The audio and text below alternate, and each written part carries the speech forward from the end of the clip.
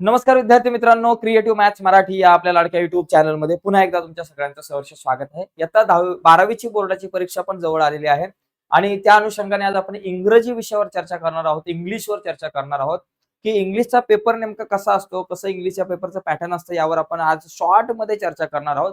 परंतु इथून पुढे इंग्लिशच्या प्रत्येक भागावरती डिटेलमध्ये चर्चा होईल, जसं की ग्रामरचा भाग असेल, पॅसेज कसे सोडवायचे, त्याचबरोबर तुमचा रायटिंग स्किलचा भाग असेल. तर या सगळ्या मुद्द्यांवरती आपण डिटेल्समध्ये येत्या काळामध्ये चर्चा करणार आहोत. त्यामुळे आपला चॅनल सबस्क्राईब करून ठेवा. कारण इयत्ता 12वीच्या मराठीच्या आणि इंग्लिशच्या आणि इतर काही विषयांच्या व्हिडिओज आपल्या चॅनलवरती परीक्षा होईपर्यंत खूप साऱ्या येत राहतील. ओके.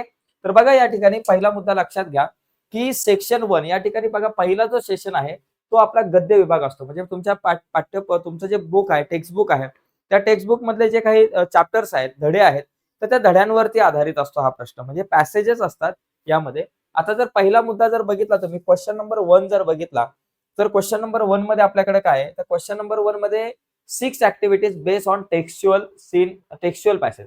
म्हणजे पुस्तकामधला एक पॅसेज असेल आणि त्या पुस्तकामधल्या पॅसेजमध्ये 6 ऍक्टिव्हिटी असेल. A1, A2, A3, A4, A5, A6 अशा प्रकारच्या ऍक्टिव्हिटी असतील. ओके. आणि या ऍक्टिव्हिटीजला 12 मार्क. म्हणजे हा 12 मार्काचा मुद्दा आहे. त्यामुळे इथे तुम्हाला चांगले मार्क मिळू शकतात. बाकी यावरती डिटेल्समध्ये आपण त्याच्या काळामध्ये चर्चा करू, की टेक्स्ट मध्ये या 6 ऍक्टिव्हिटी आहेत त्याच्यावर त्याच्या डिटेल्सवरती आपण चर्चा करूयात. पण सध्या आपण शॉर्टमध्ये थोडीशी चर्चा आपण करणार आहोत. पहिली व्हिडिओ आहे म्हणून. त्याच्यानंतर क्वेश्चन नंबर बी बघा. 1 जो आहे तो ए जो आहे क्वेश्चन नंबर 1 मधला ए जो आहे तो टेक्स्च्युअल पॅसेज आहे. सीन पॅसेज वरती आधारित तुम्हाला 6 क्वेश्चन्स दिले जातील. पण क्वेश्चन नंबर बी जो आहे ना तो नॉन टेक्स्च्युअल असणार आहे, नॉन टेक्स्च्युअल ग्रामर. तसं बघायला गेलं तर याच्यामध्ये पण ग्रामरचा एक प्रश्न असतो तुमच्याकडं या 6 ऍक्टिव्हिटी मध्ये तो, परंतु टेक्स्च्युअल असतो. पण इथं तुम्हाला नॉन टेक्स्च्युअल ग्रामर असणार आहे. तर याच्यामध्ये बघा B1 मध्ये डू ॲज डायरेक्टेड. म्हणजे इथे तुम्हाला 3 क्वेश्चन्स विचारले जातील ग्रामरचे वेगवेगळ्या भागातले आणि ते 3 प्रश्न आपल्याला सोडवायचे असतात. आणि त्याच्यानंतर एक स्पॉट द एरर, म्हणजे तुमच्याकडे एक सेंटेन्स असेल, त्या सेंटेन्स मध्ये एखादा काय चूक आहे ती शोधून तुम्हाला ते सेंटेन्स पूर्ण लिहायचं आहे. हा पण प्रश्न खूप सोपा असतो. तसं बघायला गेलं तर तुम्ही ग्रामरचा मित्रांनो अभ्यास नीट करा, कारण येत्या आठवड्याभरातच आपण इंग्लिश ग्रामरवरती डिटेल्समध्ये चर्चा करणार आहोत. टेन्सेस असतील, तुमचं व्हॉइस असेल, डायरेक्ट इनडायरेक्ट स्पीच असेल किंवा जे ग्रामर आपल्याला 12वी साठी उपयुक्त असेल, तर त्या ग्रामरच्या भागावरती आपण येत्या काळात लवकर चर्चा करू आणि ती मराठीमधून होईल. त्यामुळे तुम्हाला चांगल्या प्रकारे समजेल असं. तर अशा प्रकारे हा पहिला जो प्रश्न आहे ना, तर तुम्ही जर बघितला तर हे 12 मार्क्स आणि हे जवळपास तुमच्याकडे 4 मार्क्स झाले, 3 आणि 1 असा 16 मार्क्सचा हा पहिला क्वेश्चन असतो. तर यामध्ये तुम्हाला चांगले मार्क मिळाले पाहिजेत. तर हे झालं सेक्शन 1 मधला पहिला क्वेश्चन. आता सेक्शन 1 मध्ये दुसरा क्वेश्चन, कारण सेक्शन 1 जर तुम्ही बघितला तर तो त्याच्यामध्ये 2 क्वेश्चन असतात, ए आणि बी. आता ए जो सॉरी सेक्शन तुमच्या 1 मध्ये 2 क्वेश्चन असतात, क्वेश्चन नंबर 1 आणि 2, आणि त्याच्यामध्ये सुद्धा ए बी असे सब क्वेश्चन्स असतात. आता इथे बघा क्वेश्चन नंबर 2 ए जो आहे ना 6 ऍक्टिव्हिटीज असतील, नॉन टेक्स्च्युअल पॅसेज असणार आता तुम्हाला.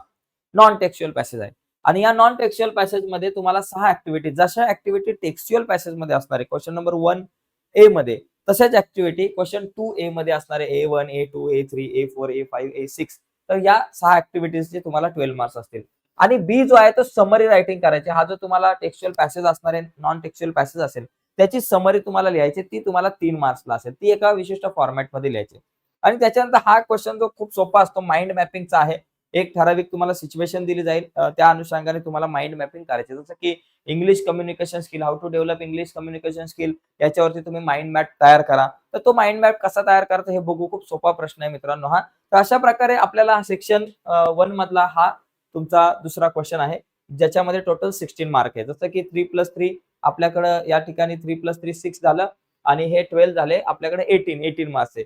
म्हणजे पहिला क्वेश्चन 16 मार्क्सचा, दुसरा 18 मार्क्सचा. तर किती झाले बाबा? 34 मार्क्स मित्रांनो या ठिकाणी तुमच्याकडे झाले. म्हणजे 34 मार्क्सचा सेक्शन तुमचा 1 आहे. ओके.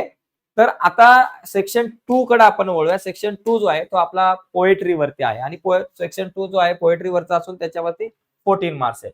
बघा क्वेश्चन नंबर 3 ए जो आहे ना, ज्याच्यामध्ये सीन पोएम आहे आणि त्या पोएम मध्ये 5 ऍक्टिव्हिटीज असतील, A1, A2, A3, A4, A5, आणि प्रत्येक ऍक्टिव्हिटीला 2 मार्क, म्हणजे टोटल 10 मार्क्सचा हा तुमचा क्वेश्चन आहे.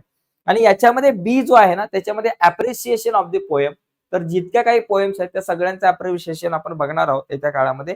डिटेल्समध्ये चर्चा करू आपण अप्रिसिएशन कसं लिहायचं आणि प्रत्येक पोएमचं आपण अप्रिसिएशन बघूयात, जेणेकरून तुम्हाला इथे 4 पैकी 4 मार्क तुम्हाला मिळून जातील. ठीक आहे. असे टोटल तुमच्याकडे 10+4 हे 14 मार्क्स तुम्हाला इथे मिळून जातील. म्हणजे सेक्शन तुमचा 2 जो आहे तो 14 मार्क्स साठी आपल्याकडे. यानंतर सेक्शन आपला 3 जो आहे तो रायटिंग स्किलचा आहे. रायटिंग स्किल मध्ये बघा लक्षात घ्या, टोटल या ठिकाणी रायटिंग स्किलचे पण 16 मार्क्स आहेत आपल्याकडे. जसं की question number 4A writing skill मध्ये क्वेश्चन नंबर 4 रायटिंग स्किलवर त्याच्यामध्ये A, B, C, D असे 4 सब क्वेश्चन्स आहेत. ए मध्ये कसं तुम्हाला व्हर्च्युअल मेसेज ड्राफ्ट करावा लागतो. ओके. म्हणजे व्हर्च्युअल मेसेज ड्राफ्ट करायचा आहे. म्हणजे एकंदरीत समजा तुम्हाला एखाद्या मित्रासोबत तुम्हाला चित्रपट पिक्चर बघायला जायचं आणि अचानक तुमचं काहीतरी दुसरं काम निघालं. दुसरीकडे कुठेतरी गावाला जायचंय. तुम्ही तुमच्या मित्राला प्रयत्न करताय फोन लावण्याचा, पण तो काही फोन उचलत नाही आणि अशा टाईमाला आपण काय करतो, एखाद्याने फोन उचलला नाही किंवा लागला नाही फोन, चुकून रेंज नसेल, लागला नसेल किंवा काही प्रॉब्लेम झाला असेल, म्हणजे त्याला रेंज नसेल आणि फोन लागला नसेल, तर तुम्ही काय करता मेसेज टाकताय, मेसेज ड्राफ्ट करता. तर अशा प्रकारे इथं तुम्हाला व्हर्च्युअल मेसेज ड्राफ्ट करायचा आहे किंवा तुम्ही स्टेटमेंट ऑफ पर्पज असेल किंवा ग्रुप डिस्कशन या तिघांपैकी तुम्हाला एक क्वेश्चन लिहावा लागतो. ओके, 4 मार्काला आहे. क्वेश्चन नंबर 4B मध्ये ईमेल आहे, रिपोर्ट आहे आणि इंटरव्ह्यू आहे. यापैकी एक क्वेश्चन तुम्हाला असणार आहे. इंटरव्ह्यूसाठी क्वेश्चन्स तयार करा. खूप सोपा प्रश्न असतो. ईमेल पण सिंपल आहे. याच्यानंतर 4th नंबर आहे स्पीच, कंपेअरिंग आणि एक्सपान्शन पैकी एक असतो आपल्याला आणि 4D जो आहे रिव्ह्यू, ब्लॉग आणि अपील आहे. अशा प्रकारे प्रत्येक प्रश्न 4 मार्काला आहे आणि एकूण तुमचे 16 मार्क्स या ठिकाणी तुम्हाला इथे मिळू शकतात. 16 मार्क्स तुम्हाला या ठिकाणी इथे मिळू शकतात. आता आणखी एक इम्पॉर्टंट गोष्ट पुढे जाण्याच्या अगोदर इंग्लिशच्या तुम्हाला जर काही क्वेश्चन पेपर जर तुमच्याकडे नसतील पीडीएफ फाईल, तर इंग्लिशच्या क्वेश्चन पेपर जर तुम्हाला हवे असतील तर या व्हिडिओच्या खाली डिस्क्रिप्शनमध्ये मी लिंक दिले. त्या लिंकवर क्लिक करून तुम्ही इंग्लिशच्या क्वेश्चन पेपर जे आहेत ते डाउनलोड करू शकता. बोर्डाच्या आतापर्यंत बोर्डाच्या परीक्षेला आलेल्या क्वेश्चन पेपर त्या ठिकाणी तुम्हाला तिथे मिळतील. आता अशा प्रकारे हा सेक्शन आहे. त्याच्यानंतर आपला शेवटचा सेक्शन जो आहे तो तुमचा नॉव्हेलवरती आहे. ज्या कादंबऱ्या असतात त्या नॉव्हेलवरती असणार आहे हा लिटररी जॉनर म्हणजे नॉव्हेलवरती आहे. याच्यामध्ये बघा पहिला जो आहे ना हिस्ट्री ऑफ इंग्लिश नॉव्हेल यावरती आहे म्हणजे 4.1 वरती म्हणजे 5A मधला म्हणजे इथं 4 क्वेश्चन्स असतात आणि ते 4 जे क्वेश्चन आहे पहिला क्वेश्चन 4.1 दुसरा 4.2 4.3 4.4 वरती असतो. जसं इथे तुम्हाला ऍक्टिव्हिटी असते हिस्ट्री ऑन इंग्लिश नॉव्हेल आणि इथे पण ऍक्टिव्हिटी असणार हिस्ट्री ऑफ इंग्लिश नॉव्हेल. तर त्यासाठी तुम्हाला तो प्रत्येक पार्ट जो आहे 4.1 4.2 4.3 हा नीट हे जे काही टॉपिक आहे ते तुम्हाला नीट समजून घेणं गरजेचं आहे. कारण इथं काय पॅसेज वगैरे नसणार आहे. तुम्हाला डायरेक्ट क्वेश्चनचे आन्सर इथं लिहायचे. त्यामुळे इथे तुम्हाला अभ्यास करणं गरजेचं आहे. लक्षात घ्या.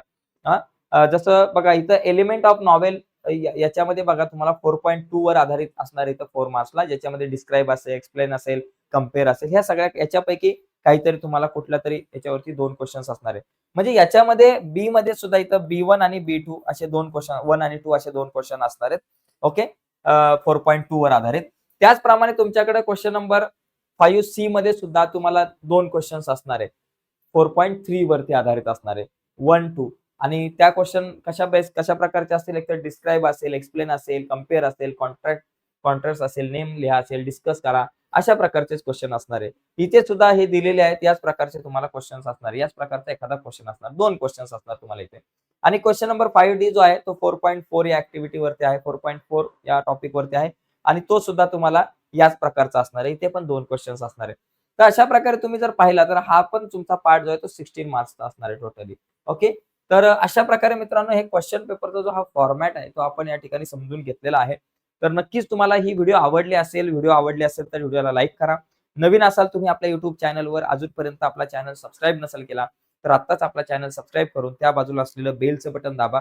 म्हणजे पुढे भविष्यामध्ये मी अपलोड केलेल्या प्रत्येक व्हिडिओची नोटिफिकेशन तुमच्यापर्यंत पोहोचेल. आणि सगळ्यात महत्त्वाची एक दुसरी गोष्ट आहे जर तुम्हाला इंग्लिशच्या क्वेश्चन पेपर हवे असतील पीडीएफ फाईलमध्ये तर या व्हिडिओच्या खाली डिस्क्रिप्शनमध्ये लिंक दिले त्या लिंकवर क्लिक करून तुम्ही इंग्लिशच्या क्वेश्चन पेपर डाउनलोड करू शकता. तर आजच्या चर्चेत इथेच थांबूयात. बाय मित्रांनो. धन्यवाद सर्वांना.